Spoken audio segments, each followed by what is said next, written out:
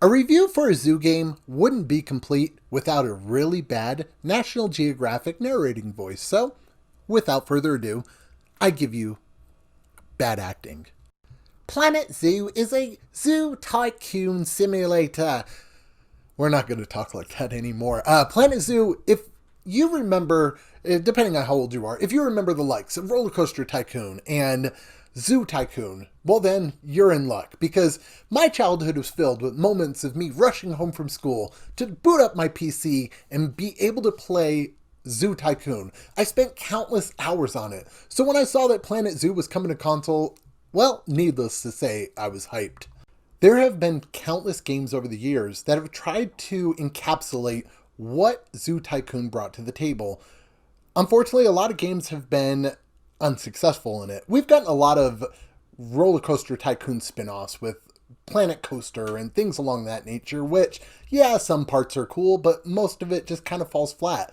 Zoo Tycoon, though, hasn't really had a great spin-off. We've had Jurassic World Evolution, which I think the first one was actually really good. Second one kind of fell off, but there hasn't been any that have really captured the love that I felt for playing Zoo Tycoon. Now, Planet Zoo, what did we think about that? Was it enough to live up to the hype? Now, there's a few game modes here. First, there's Franchise, where you can build your own zoo from the ground up. You choose what region, you choose what continent, and you build your zoo. I liked this because it gave it a sort of freedom to build whatever you wanted, and it was really cool to be able to build a zoo in Antarctica and things along that nature. Overall, though, I didn't really spend too much time with Franchise because I was having fun just playing the campaign. The campaign is probably where I spent most of my time. Each campaign level, which I want to say there's about 14 in total, somewhere around there, each one has you completing objectives. As you complete these objectives, you get a bronze star, a silver star, and a gold star. One thing I do like is after you complete all the stars and get all the tasks completed from the campaign level, you can actually continue that zoo. So you're not required to just leave the zoo and say, well, I'm done here. You can continue, you can save the zoo, you can pick it up at any time. So I liked that aspect a lot. There's actually a semi-decent story within the campaign as well. I wasn't really expecting any sort of story at all. So to be able to see a story that actually had some moments that were a little bit shocking was actually pretty cool and definitely enjoyable. It brought a new sense of want to the campaign. I don't know if that's the right word, but it was to where I wanted to continue the campaign because I wanted to see what unfolded with the story and what was next. Now, these objectives, they range from very simple tasks like adopt a Bengal tiger and make the happiness of that tiger a certain amount, to you cannot hire any staff, but you have to make your staff's working environment good. Some of them were very, very easy and others were hard, but there was that enjoyment of trying to figure out and the puzzle aspect of what can I do to make my zoo better that I really enjoyed. Now, if you've never played a zoo simulator, let me kind of give you a rundown of what to expect. You are going to be building a zoo, managing every aspect of that zoo in the process. That goes for hiring staff, making sure your staff is happy, making sure they are paid adequately. Ooh, I don't know what word I was trying to say there. Making sure your guests are happy and educated.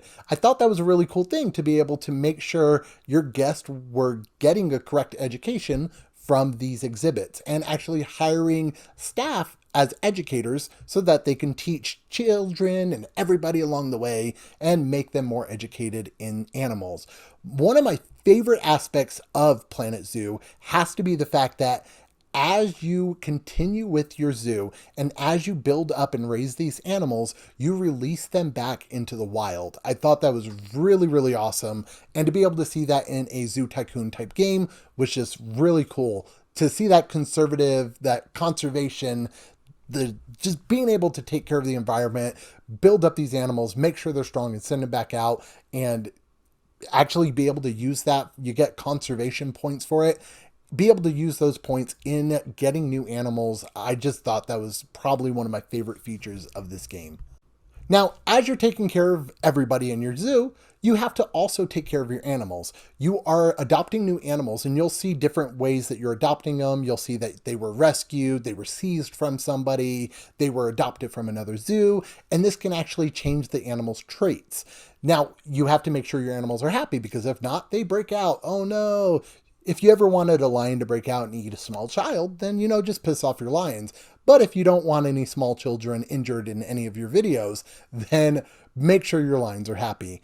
So there's a lot of management to it, a lot of things, and making sure there's toilets, restrooms are the same as toilets, toilets, making sure there's places for people to eat. You also have to make sure there's trash bins, research bins so that people can donation bins, there we go, to where people can donate money. There's just so much to do. Along the way, you can also research new things for your animals. You'll see that animals' welfare is low, and you can actually get your researchers to go in and research new things to make their happiness better. There's so much to do in this game, and I just really, really enjoyed my time with Planet Zoo. But unfortunately, it is riddled with bugs. By far the worst issue with Planet Zoo has to be the bugs, the glitches. And I'm going to have them throughout this whole video because there's just way, way too many for me to just put in a little tiny section like I normally do.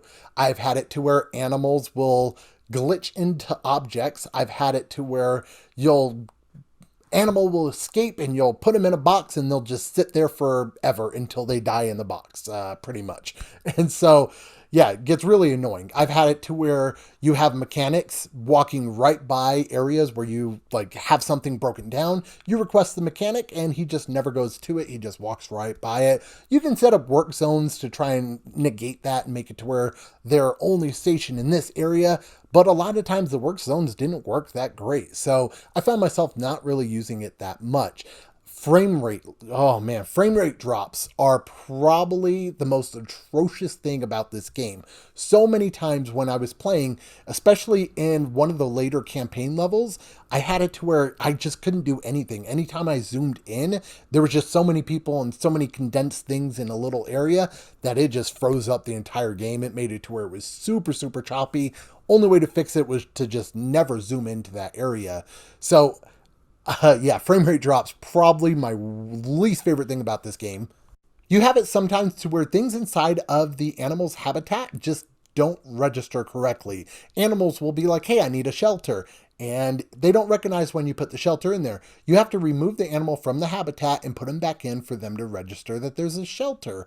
I've had it to where there's food inside the shelter, little food things, and somehow they're inaccessible. One time they will be accessible and they'll get food. But then the next time the vet or the keeper, whoever, can't get to the food, and so it says inaccessible. When you go and look, there's nothing blocking it. There shouldn't be any reason why. And all you got to do is select it, move it. You can move it right back to where it was before, and guess what? It works. You'll also run into an issue sometimes when you zoom in where the camera slows down its panning. I think that's how I would word it. You would go to pan the controller or the camera and move it back and forth, and it moves at a normal speed. But when you zoom in, sometimes it kind of locks up and it moves at a snail pace. And the only way to pretty much exit it is to zoom out all the way, go into a menu, exit the menu, go back in, and you can move around. So there's so many bugs and glitches with this game, and I think it really, really takes it away from being as good as it could be, because this game is definitely my favorite tycoon game that I've played since the PC era. I guess the PC era is still going on, but since when I used to play PC games. So to be able to play another tycoon game that brings back great memories, it was special. It made me happy. Unfortunately, there was a lot of bugs and glitches that did take away from that experience. Overall, I would give Planet Zoo a 7.5 out of 10. I do think it's a great game, and I highly suggest playing it. These are all things that are going to get patched down the road, so the fact that all these bugs, glitches, frame rate drops, stuff like that really, really hurt the score. There's just so many. One campaign level was practically broken because of frame rate loss. So there's just too many things that it's hard to give it a higher score. So it is something that will be probably patched down the road. I bet you the game's going to run brilliantly in a few months to a year. So I definitely do suggest picking it up. There are some DLC available for the game, but it kind of seems a little overpriced, so I didn't want to buy it, anything like that. Just for like 2 extra animals, it was like an extra $20 or something crazy like that. So I'm good. But there's a lot to do in the game, a lot to play, and with the Sandbox franchise mode, there's countless hours that you can dive into on Planet Zoo. As far as the platinum, I don't have it, but it looks like there are a lot of little trophies that you have to do. There are some RNG trophies like Bertha, albino animal, stuff like that. So for the most part, it doesn't look too awful with the platinum, but it will involve quite a bit of hours. If you guys have any questions about the game, let me know in the comments down below. As always, don't forget to hit that like button and subscribe to the channel for more Platinum Reviews goodness. This is Chris with Platinum Reviews. Keep getting those trophies, and I'll catch you on the next video.